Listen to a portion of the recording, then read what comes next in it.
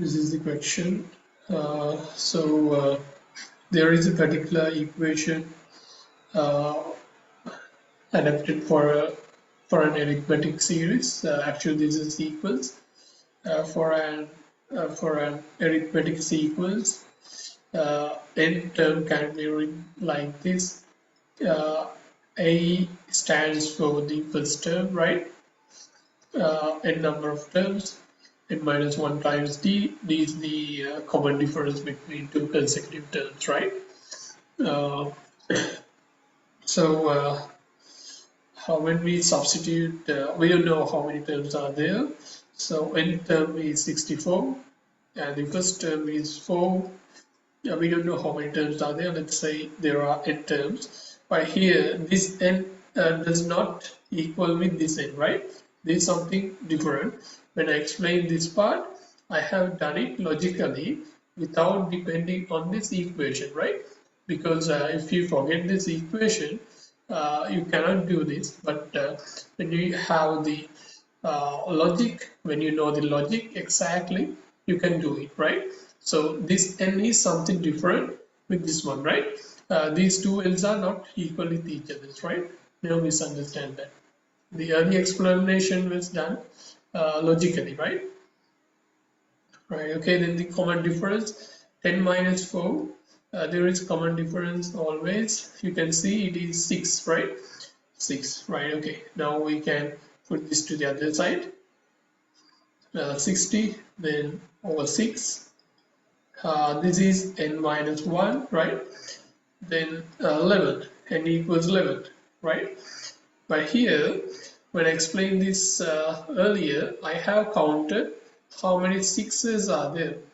Then I asked you to add one more term because if there are two sixes, there are three terms.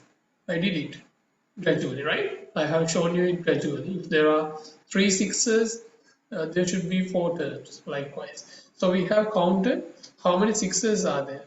So there were 10 sixes, then there should be 10 plus 1 much of terms always, right? So terms are, there are 11 much of terms. So that's why the answer is not here, right? Okay, even you can depend on this equation, or it can be done like this for an arithmetic sequence, right? The general term can be formed like this even.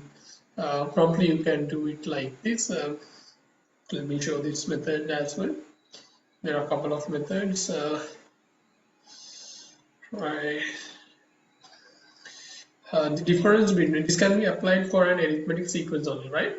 The difference between two consecutive terms from the last respect to the last term and the term before that term, right?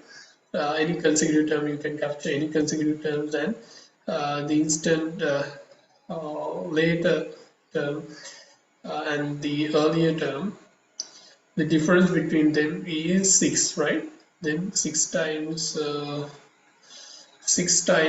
n, right? 6 times n.